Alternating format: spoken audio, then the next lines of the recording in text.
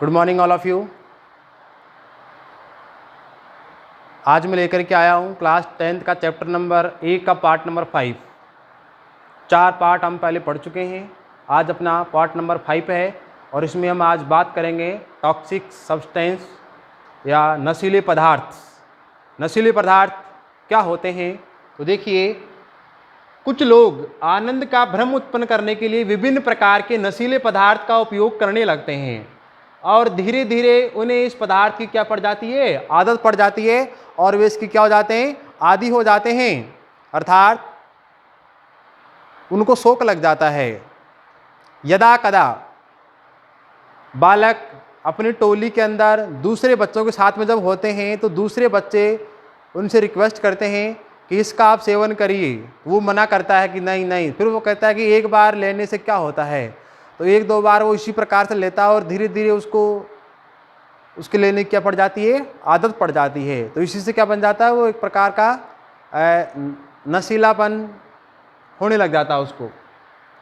तो ऐसे बहुत सारे पदार्थ हैं जिनका लोग आदत के रूप में सेवन करते हैं, जिनको हम नशीले पदार्थ के नाम से जानते हैं। नशीले पदार्थ वे हैं जिनको लेने से लोगों को कुछ नशा होता है या कुछ आनंद की अनुभूति होती है भ्रम के रूप में, तो वही नशीले पदार्थ कहलाते हैं। तो सबसे पहले है गुटखा। गुटखा बहुत सारे लोग सेवन करते हैं। गुटखा क्या है, तो कत्था, ये पादप से प्राप्त होता है। इसी प्रकार से पान है, सुपारी है और संश्लेषित सुगंध, कृत्रिम आर्टिफिशियल स्मेल और धातुओं के वर्क पेपर होते हैं, चांदी, सोना। जैसे इलायची बाजार में आपने देखी होगी, उसके ऊपर चांदी का ऐसे लेप लगा हुआ रहता है, कहते हैं ऐसा। और वैसे भी कई प्रकार के जो पदार्थ आते हैं गुटखा, इनके अंदर कई प्रकार के जो वर्क होते हैं धातुओं के, उनके लेप उनके ऊपर चंडे हुए रहते हैं। और तंबाकू भी इसमें मिलाई जाती है, तो आदि से मिला करके गुटखा तैयार किया जाता है। अब गुटखे भी कई प्रकार के, हजारों प्रकार की वैरायटीज बाजार में आपको देखने को मिल जाएगी। तो वो सभी क्या है, इन पदार्थों के मिक्सअप से बनाए हुए पदार्थ होते हैं। तो गुटखा खाने से आप जानते हैं कि हमारे जो मुंह की जो मांसपेशियां हैं वो खराब हो जाती है, और मांसपेशियां जब खराब हो जाती है तो उस व्यक्ति का जो जबड़ा है वो खराब हो जाता है। अब इसमें समस्या क्या होगी, तो व्यक्ति का जो मुख है वो पूरी प्रकार से खोल नहीं पाएगा, कुछ खा नहीं पाएगा, और कई बार तो इस प्रकार की समस्या आ जाती है कि वो खाना भी नहीं खा पाता है और अंत में उसके मुंह के अंदर क्या हो जाता है, कैंसर नामक रोग होने की संभावना बढ़ जाती है। अब इसके तंबाकू देखिए, सेकंड, तंबाकू भी एक क्या है, नशीला पदार्थ है। टोबैको किससे प्राप्त होता है ये, तो प्राप्त करने के लिए एक सोलेनेसी कुल, पादपों को कई कुलों के अंदर बांटा गया है, तो उसमें से एक कुल कौन सा है, सोलेनेसी कुल। उस सोलेनेसी कुल के जो पादप है, उस पादप की पत्तियों से इसको प्राप्त किया जाता है तंबाकू को। इसका जो साइंटिफिक नेम है, वैज्ञानिक नाम, वो क्या है, निकोटिएना टोबेकम। तंबाकू पादप का साइंटिफिक नेम क्या है, निकोटिएना टोबेकम। साइंटिफिक नेम क्या है, तो जीवों की अगर हम बात करें तो सभी जीवों को दो भागों में बांटा जाता है। पहला नाम उसका होता है जीनस का, वंश का, और दूसरा होता है उसका स्पीसीज का, जाति का। वंश और जाति, जैसे मनुष्य की बात करें तो मनुष्य के भी दो नाम हैं, एक तो है होमो और एक है सेपियंस। तो होमो हमारा जीनस है और सेपियंस क्या है, हमारी जाति है, स्पीसीज है। तो इस प्रकार से सभी के दो नाम होते हैं, चाहे वो जंतु हो चाहे पादप हो। तो यहाँ पर इस तंबाकू के पादप का क्या नाम हुआ, निकोटिएना टोबेकम। अगर किसी का भी आपको नाम पता करना हो तो आप गूगल के ऊपर नाम लिख के सर्च कर सकते हैं, भैंस, गाय, कुत्ता, बिल्ली, घोड़े, सबका मिल जाएगा आपको, लेकिन देखना पड़ेगा आपको। तो उसकी पत्तियों से प्राप्त किया जाता है, और इसकी पत्ती में होता क्या है, तो 1 से लेकर के 8% इसमें निकोटीन पाया जाता है। निकोटीन क्या है, तो निकोटीन ही एक ऐसा पदार्थ है जो इसमें पाया जाता है विशेष रूप से, और वह एक नशे के रूप में काम करता है, एक कृत्रिम सुख की आनंद की अनुभूति हमको कराता है। तो ये निकोटीन प्रश्न यहाँ से बन सकता है कि तंबाकू में कौन सा एल्केलॉइड्स पाया जाता है, तो वह है निकोटीन प्रमुख रूप से। तो प्रमुख एल्केलॉइड क्या हो गया, निकोटीन हो गया। अब देखिए इसके प्रभाव क्या पड़ते हैं लेने वाले के ऊपर, तो वह है मुंह है, जीभ और गले का कैंसर होने की संभावना बढ़ जाती है। सर्वाधिक कैंसर वर्तमान में जो हो रहे हैं वो गले का, मुंह का, जीभ का यहाँ पर, तो ये कैंसर सबसे प्रमुख हैं। इसके बाद में है धमनियों की दीवारों की सिकुड़ने के कारण उच्च रक्तचाप हो जाता है। धमनियाँ वे नलिकाएं हैं जो रुधिर को हमारे हृदय से हमारे शरीर के विभिन्न भागों में ले जाने का काम करती है।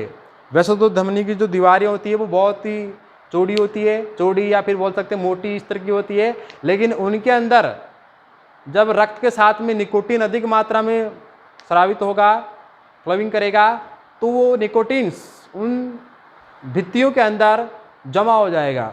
जैसे मान लो कि पानी का पाइप और उस पानी के पाइप के अंदर मिट्टी जम जाए या कुछ और जम जाए, तो पानी जो उसमें जाएगा उसके ऊपर दबाव अधिक पड़ेगा, अर्थात उसी तरीके से हमारे शरीर के अंदर बीपी हाई हो जाएगा, ब्लड प्रेशर का जो लेवल है वो उच्च हो जाएगा। आगे देखिए, सिगरेट में उपस्थित कार्बन मोनोऑक्साइड के कारण HB हीमोग्लोबिन की जो कार्य क्षमता वो घट जाती है। हीमोग्लोबिन एक प्रकार का श्वसन वर्णक है जो हमारे रक्त में पाया जाता है। हीमोग्लोबिन, इसमें आयरन पाया जाता है, या फिर बोल सकते हैं कि आयरन के द्वारा इसका निर्माण होता है, या आयरन से ये घटता बढ़ता है। तो हीमोग्लोबिन का काम क्या होता है, हमारे शरीर में रक्त के माध्यम से ऑक्सीजन को फेफड़ों से ले जाना और CO2 जो हमारे शरीर के अंदर बनती है उसको वापस रक्त के माध्यम से हमारे फेफड़ों में ले जा करके छोड़ना। लेकिन ये कार्य कब करता है, जब ये हीमोग्लोबिन हमारी RBC के साथ कनेक्ट होता है, संयोजित होता है। अब बात करें यहाँ पर कार्बन मोनोऑक्साइड, ये कहाँ निकलती है, जब कोई पदार्थ कार्बनिक पदार्थ का पूरी तरह से दहन नहीं हो पाता है, अपूर्ण दहन जिसको बोलते हैं, तो उस समय ये गैस निकलती है कार्बन मोनोऑक्साइड। तो सिगरेट के अंदर भी बहुत अधिक मात्रा में पाई जाती है। कौन सी गैस, कार्बन मोनोऑक्साइड। जब इस गैस को हम अंदर की ओर सेवन करते हैं फेफड़ों के अंदर, तो यह गैस हमारे हीमोग्लोबिन के साथ में जाकर के घुल जाती है, और हीमोग्लोबिन के साथ में जाके घुल जाएगी तो ऑक्सीजन गैस जो इसके साथ संयोजित होती है उसकी कनेक्टिविटी में कुछ कमी आ जाएगी। कमी आने पर हमारी कोशिकाओं तक पूर्ण मात्रा में इसका संचरण नहीं होगा, और कोशिकाओं के पास जब ऑक्सीजन की कमी हो जाएगी तो फलस्वरूप जो एनर्जी है उसका लेवल भी डाउन हो जाएगा, और एनर्जी का लेवल जब डाउन होगा तो हमारे शरीर की जो कोशिकाएं हैं वो काम करना बंद कर देगी। कोशिकाएं जब काम करना बंद कर देगी तो हमारे शरीर धीरे धीरे मृत्यु की ओर चला जाएगा। कई उदाहरण आपने इस प्रकार के देखे होंगे। एक उदाहरण मैं देता हूँ। यहाँ अपने पास में एक कानोता शहर है, उसमें एक बार एक व्यक्ति ने प्लॉट लिया, और उस प्लॉट के अंदर रात के समय, सर्दी का समय था, कपड़े व लत्ते वहाँ पर थे नहीं, तो वो उसने क्या किया, उस प्लॉट के अंदर सिगड़ी जला करके सो गया अंदर। और सिगड़ी जलाने पर चारों तरफ से बंद था। अब उसको जलने के लिए क्या चाहिए, ऑक्सीजन चाहिए, लेकिन बाहर से ऑक्सीजन आ नहीं रही थी। जो कमरे के अंदर थी वो कुछ देर में जल के खत्म हो गई। और जब ऑक्सीजन के अभाव में वो सिगड़ी में उपस्थित जो ईंधन था वो जला, तो उसके जलने से कौन सी गैस निकली, कार्बन मोनोऑक्साइड। और वो कार्बन मोनोऑक्साइड जब उन व्यक्तियों के श्वास में अंदर गई तो ऑक्सीजन की क्या हो गई, कमी हो गई, और रात में उन दोनों व्यक्तियों की क्या हो गई, मृत्यु हो गई। तो इस प्रकार से कभी भी किसी बंद कमरे के अंदर, बंद घर के अंदर सिगड़ी जला करके ना सोएं, क्योंकि वहाँ पर कौन सी गैस निकल सकती है, कार्बन मोनोऑक्साइड गैस से निकलने से मृत्यु हो सकती है। और सिगरेट का सेवन भी नहीं करें। कहते हैं कि एक सिगरेट के सेवन से हमारे जीवन की 1 मिनट खराब हो जाती है। तो डोंट स्मोक सिगरेट। आगे देखिए, गर्भस्थ शिशु का विकास मंद पड़ जाता है। अगर कोई महिला जिसके पेट में बच्चा शिशु पल रहा है, अगर वह सेवन करती है तो उसके सेवन से जो प्रभाव पड़ेगा वो यह पड़ेगा कि उस बच्चे का जो डेवलपमेंट है वो सही प्रकार से नहीं हो पाएगा, वो स्लो हो जाएगा, या हो सकता है उसमें कोई रोग उपस्थित हो जाए। आगे देखिए, विश्व में प्रतिवर्ष 60 लाख लोग इसके कारण मरते हैं। पूरे विश्व की अगर बात की जाए तो उसमें 60 लाख लोग तंबाकू के कारण है वो मरते हैं। इसके अंदर 50 लाख लोग तो है वो प्रत्यक्ष हैं, डायरेक्ट हैं, और 10 लाख लोग ऐसे हैं जो इनडायरेक्ट हैं।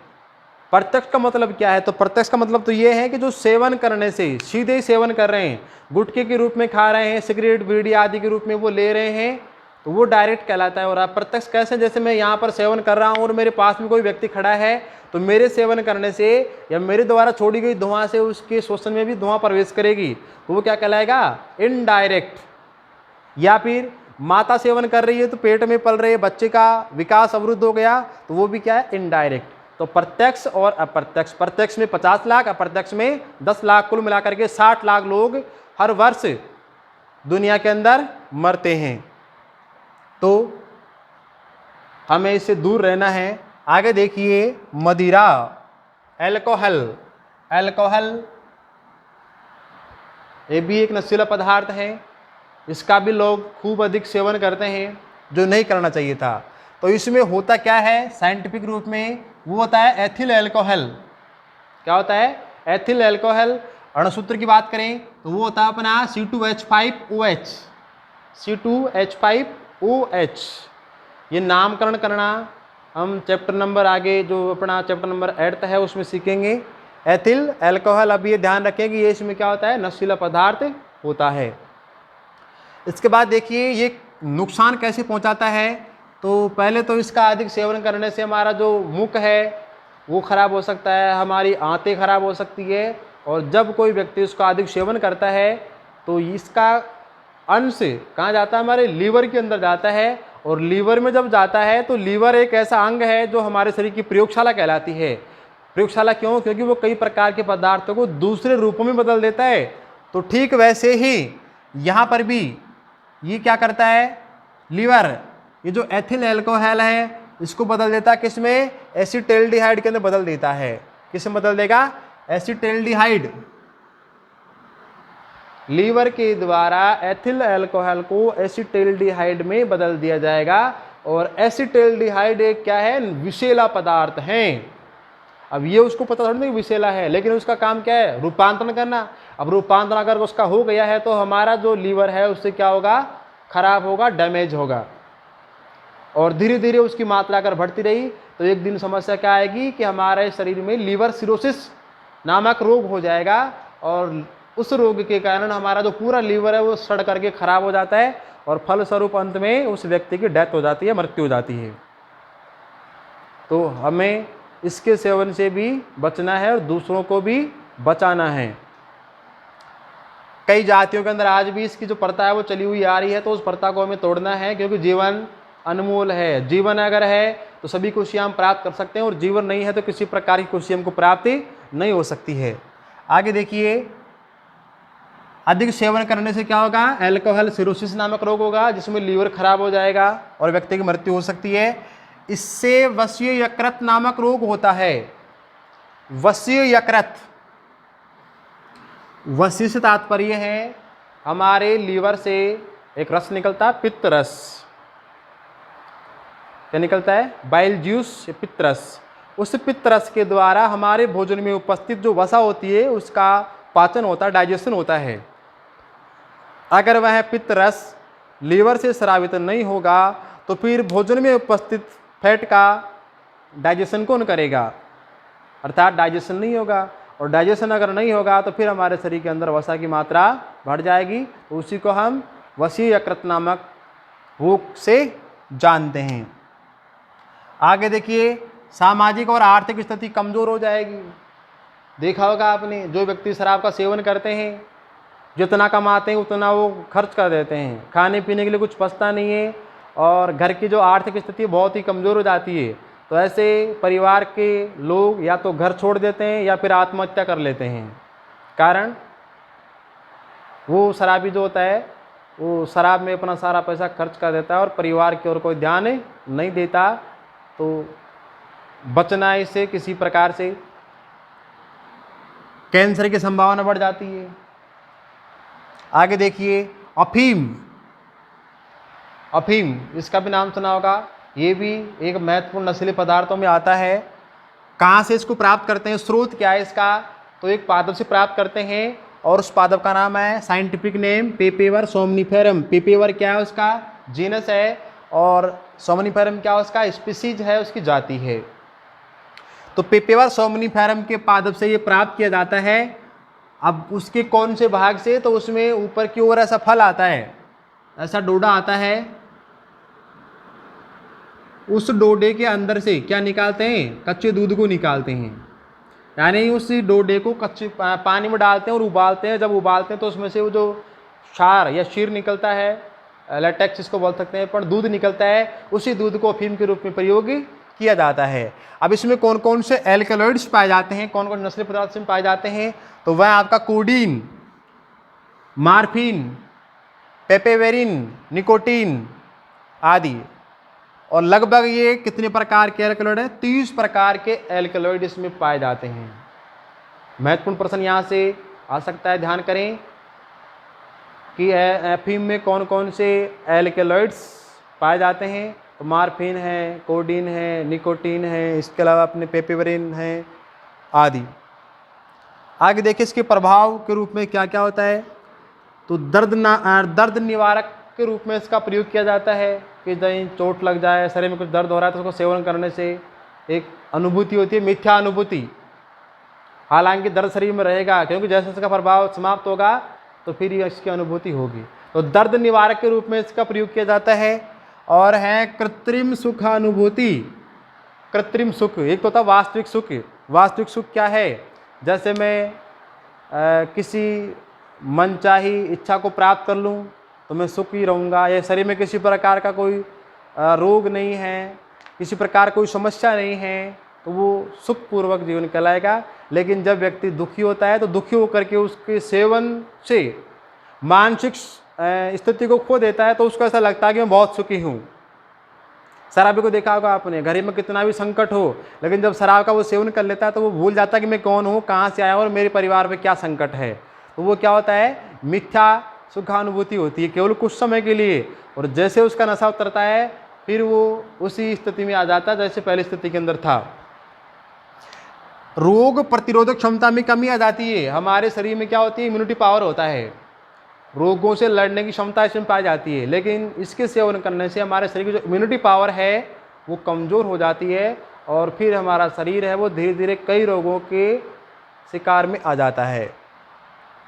छोटे बच्चों को सुलाने के लिए कई क्षेत्रों में महिलाएं इसका उपयोग करती है। जिन क्षेत्रों में इसका व्यावसायिक रूप से उत्पादन किया जाता है वहाँ की महिलाएं अपने घर के बच्चों को सुलाने के लिए, वैसे तो लोरी के द्वारा गीत गा करके उनको सुला जाता है, लेकिन ये महिलाएं इसका दुरुपयोग करती है इस अफीम का, और कुछ मात्रा उस बच्चे को खिला देती है, उससे बच्चा सो जाता है। लेकिन धीरे धीरे उसके शरीर में इन हानिकारक पदार्थों की मात्रा इतनी अधिक बढ़ जाती है कि अंत में जा करके एक बहुत बड़े रोग के रूप में वो सामने आती है। तो यह भी एक गलत धारणा है, इसको बंद करना चाहिए।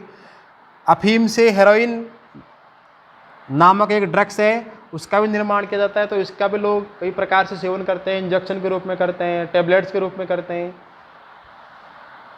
और देखिए खाद्य पदार्थों में मिलावट, एडल्ट्रेशंस इन फूड प्रोडक्ट्स, यानी हम जितने भी खाद्य पदार्थ बाजार से प्राप्त करते हैं उन सब पदार्थों में या अधिकांश पदार्थों में आज मिलावट हो रही है। मिलावट क्यों हो रही है, तो उसके पीछे कई कारण हैं। जनसंख्या का बहुत अधिक होना, जनसंख्या बहुत ज़्यादा है तो उसकी आवश्यकता को पूरा करने के लिए लोग अपना व्यवसाय बना रखा है। व्यवसाय क्या है, अधिक से अधिक पैसा कमाना या लोगों को अच्छी से अच्छी वस्तु दिखा करके उनसे पैसा लेना, और हम उस लालच में आकर अधिक पैसा देते हैं जबकि वो वास्तविक चीज़ नहीं होती है। जैसे हम बात करें सरसों का जो तेल है, उस सरसों के तेल में सस्ता वाला तेल मिला देते हैं, सत्यानाशी का तेल मिला देते हैं, घी के अंदर पाम ऑयल मिला देते हैं, काली मिर्च के अंदर पपीते के बीज मिला देते हैं, हल्दी के अंदर पीली मिट्टी मिला देते हैं, लाल मिर्च के अंदर ईंट का पाउडर मिला देते हैं, और इसी प्रकार से दूध के अंदर यूरिया मिला देते हैं। तो कई प्रकार की चीज़ें ऐसी हैं जिनका मिलावट के रूप में उन पदार्थों के साथ में उपयोग किया जाता है। जब भी आप कहीं बाज़ार में जाएं, जब आपको कोई चीज़ विचित्र प्रकार की लगे, बहुत ही आकर्षक लगे, तो उसके पीछे कुछ न कुछ कारण हैं, तभी वो इतनी आकर्षक हैं। मिर्ची को देखना कभी खुले रूप में आपको बहुत ही चटक लाल रंग की दिखाई देगी, जबकि वास्तविक मिर्ची जो हम खेत में से तोड़ के लाते हैं अगर उसकी पिसाई करके हम देखें तो इतना रंग लाल आपको शायद नहीं मिलेगा। तो ये वास्तविक इतना लाल रंग कैसे हैं, तो वो उसके कृत्रिम रंग के कारण है, आर्टिफिशियल कलर उसका होता है जो केवल दिखावे का होता है। और जब ऐसे पदार्थों का अपन सेवन करते हैं तो हमारे शरीर में कई प्रकार के रोग उत्पन्न हो जाते हैं। उसी प्रकार से कई और भी हैं जो इसमें घुले हुए रहते हैं। जैसे उदाहरण के रूप में देख लेता हूँ कौन कौन से हैं। जैसे कि आजकल ये कोल्ड ड्रिंक्स आते हैं, तो कोल्ड ड्रिंक्स के अंदर भी शीशा मिलाया जाता है। शीशा 0.4 PCM सस्पेंडेंट्स प्रति जो उसके कण होते हैं वो उसमें मिलाए जाते हैं। तो ये कण भी हमारे शरीर में जा कर के जो स्नायु तंत्र हमारा मस्तिष्क है, गुर्दा, लीवर है, इनको डैमेज करता है। और सरकार की अगर बात करें, सरकार के पास में इसके आंकड़े नहीं है कि किसी कोल्ड ड्रिंक्स के अंदर कोई मानक नहीं है कि कितनी मात्रा में इन पदार्थों का इसमें मिलाना ज़रूरी है या मिला सकते हैं। तो इसी प्रकार से कोल्ड ड्रिंक्स में फास्फोरिक अम्ल पाया जाता है जो हमारे दांतों के लिए हानिकारक होता है। और DDT, डाइक्लोरोडाइफिनाइल ट्राइक्लोरोएथेन इसमें पाए जाते हैं। क्लोरीफाइरिफॉस और मेथिलियन से कैंसर, स्नायु और प्रजनन जो तंत्र है वो कमज़ोर होता है। इसके अलावा हमारा जो प्रतिरक्षा तंत्र है वो भी इससे क्या होती है, कमज़ोर होती है। चाय की पत्तियों में कृत्रिम रंग आने लग गया है, तो इससे भी आप बच करके रहें। काली मिर्च को मैंने बता ही दिया। हल्दी के अंदर क्रोमेट और पीली मिट्टी मिलाई जाती है। गोभी के ऊपर जो सफ़ेद रंग की अपने फूल का प्रयोग करते हैं उसके ऊपर सिल्वर नाइट्रेट का आदि छिड़काव किया जाता है। इस प्रकार से बाज़ार में जो आपको अधिकांश मिठाइयाँ प्राप्त हो रही है उनके ऊपर अधिकांशतः क्या है, आर्टिफिशियल कलर किया जाता है। तो वो हमारे शरीर के लिए बहुत अधिक नुकसानदायक हैं। तो इस चैप्टर में आपको अधिकांश बातें समझ में आ गई होगी और आशा करता हूँ कि ये समझ में आया होगा। और इस वीडियो को आप लाइक करें, शेयर करें, और किसी प्रकार की आपको कोई समस्या हो तो उसके लिए आप कमेंट्स कर सकते हैं। आज अपना चैप्टर नंबर 1 पूरा हो चुका है। नेक्स्ट क्लास में हम चैप्टर नंबर 2 शुरू करेंगे जो कि बहुत ही महत्वपूर्ण है और बहुत ही अच्छा भी है। धन्यवाद।